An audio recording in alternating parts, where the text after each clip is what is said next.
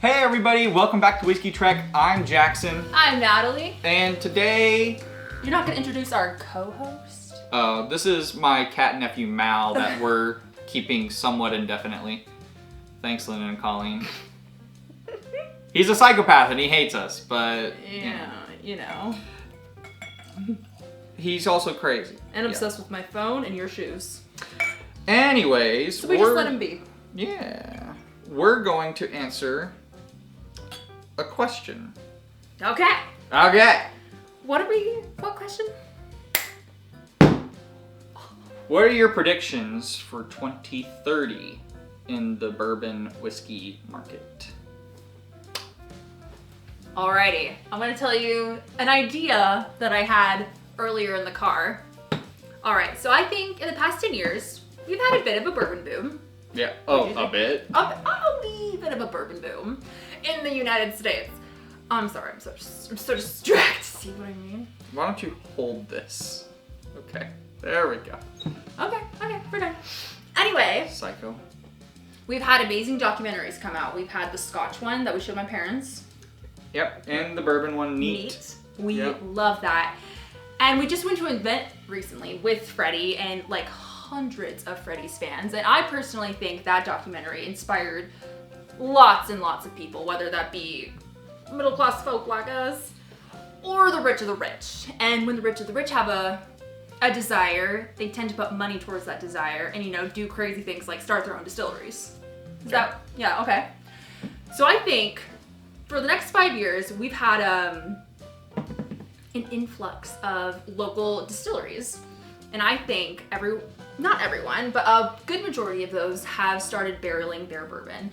And so in about 8 to 10 years, we're going to be seeing a lot more little brands pop up in a lot more states. Interesting, yes. Would you build off of that idea? Do you think that's true? I'm going to say the complete opposite.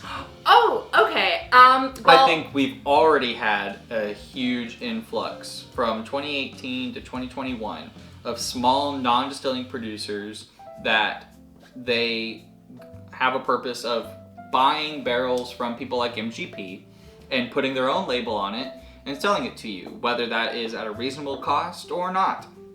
I think we're going to see a significant reduction of different labels, especially around non-distilling producers, leaving the shelves over the next 5 years because there's just not enough demand anymore for whiskey, specifically in the fact that it's all the same. This is part of it, which is part of my prediction, which is there are so many ways that you can purchase 6-year barrel-proof MGP 21% rye whiskey, and almost all of them are non-distilling producers from hundreds of different labels, and so many of those are going to go away, either because they were purchased by larger corporations or because they shut down because they didn't have enough demand. Because as supply is going up, because distilleries like MGP and Buffalo Trace and all these guys are ramping up their production, supply is increasing, demand is decreasing right now, but you still have all of these brands in the last 3 to 5 years that are trying to get off their feet. And now you're just not going to see as many people clamoring for these store picks of these brands that are all just selling exactly the same stuff and for a variety of prices. You can get 6-year barrel-proof MGP for like $50 to $60, or you can get it from somewhere where it's charging you $100 to $120 for the exact same product. And I'm already seeing it in myself and in other people. They're just not there for that. So I think you're wrong. Most of the rich guys that got into bourbon are not distilling their own stuff, as that costs way more money with way more infrastructure.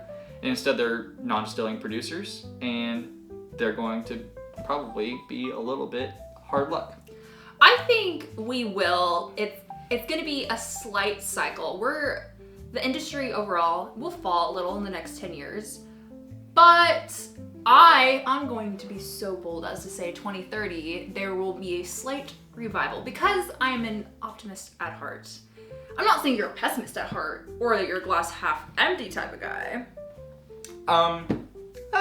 Sometimes I am. I'm a realist, and the way that I see it is those of us that really love bourbon are going to stick around, and really, I think we're going to benefit from this, because a great example is Buffalo Trace totally doubling down on their production.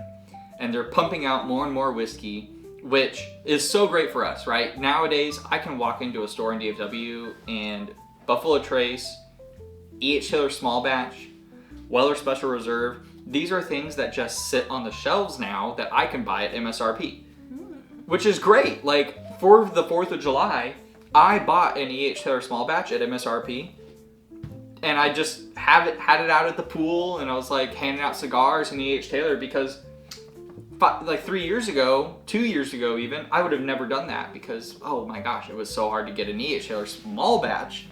So I'm not handing that stuff out, but now it's like, well, I can just go pick one up tomorrow, so why wouldn't I? And that's great. So I think benefits like that are going to happen more and more over the next 5 years, where as some people start to trickle off, the hardcore people are going to stay. Larger distilleries are increasing their production, so over the next few years, you're going to start seeing that increase of production realize itself into older stocks, meaning older whiskeys are available on the shelves for cheaper prices, or at the very least, not secondary. So I'm excited for that. I don't think we should get our hopes up too high. Fair enough. We're already seeing brands still commit to the multiple limiteds per year at the $300, $250 mark or higher, or whatever it is, and that is out of control. I don't see that necessarily going away. Depending on how far it dips, you might see those prices fall a little bit, but I guarantee you're still going to get a lot of those limiteds that people hunt for and trade for in secondary. But things like Eagle Rares, E.H. Taylor Small Batch, or other things from legacy distillers, Old Fitzgerald 7-year is a great example, as a hand in hand with the Heaven Hill Bottled and Bond from another legacy producer.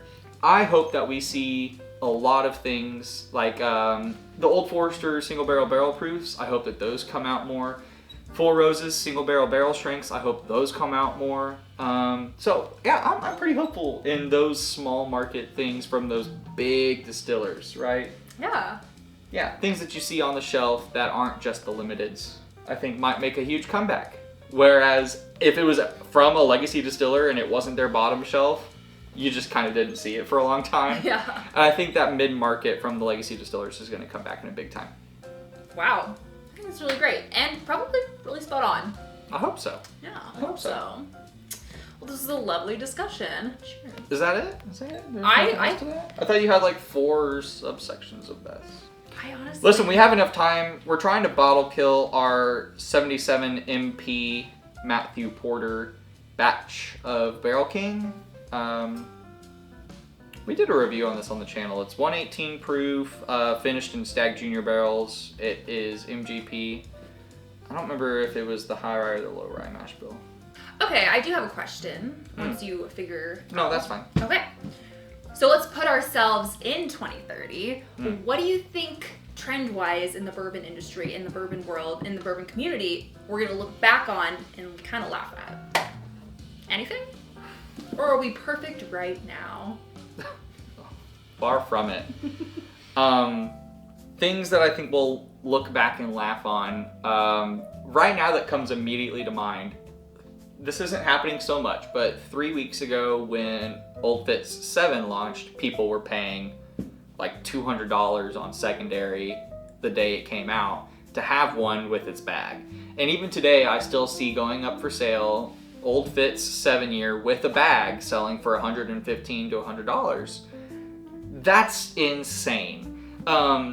You're gonna see these on the shelf alongside the Heaven Hill 7-year Bottle and Bond. So the fact that people are paying that much is ridiculous. That's 1.5 times its MSRP value.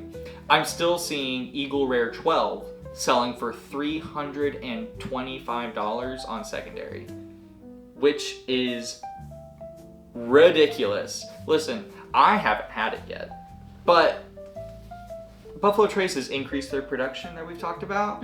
You're going to start seeing a regular Eagle Rare more often. You'll see Eagle Rare 12 maybe occasionally, but even if you see it occasionally, it's not worth $325, right? That's halfway to a George T. Stagg. You could have a Stagg Junior and some left over. Stagg Juniors are going for 200 to 175 on secondary right now. Why are you spending so much on Eagle Rare 12?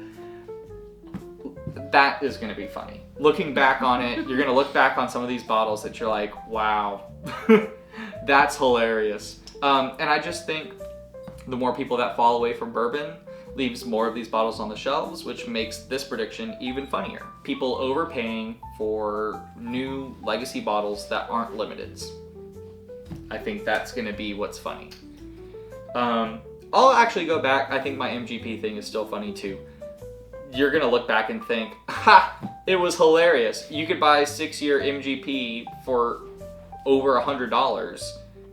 Why would anyone have done that? And people did it all the time the last couple of years. So I think that'll be pretty funny too.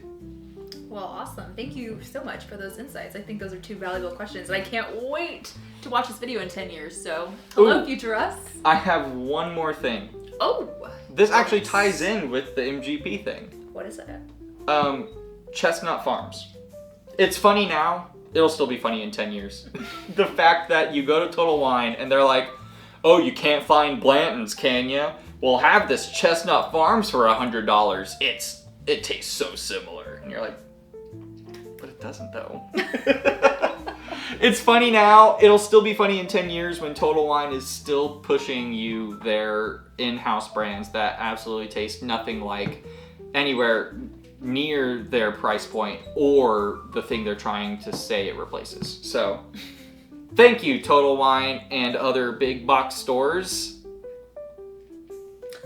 This is why we shop at our local stores that reward us for shopping there with points and things like that. Heck yeah.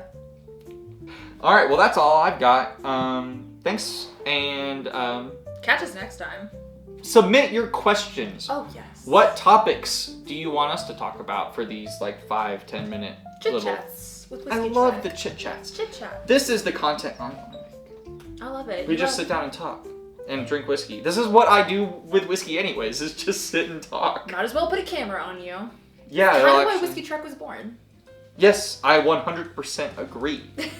You just want to make TikToks. I just want to sit here and talk. Follow our TikTok, whiskey.trek. See, I said that, and now that's the only content that does well. Like this video, so we can make more of this stuff. And then give your suggestions in the comments, and then we'll make more of those. And send your samples in, and we'll review them. And, you know, just like all the things. Here's our email. So there you go. Cheers.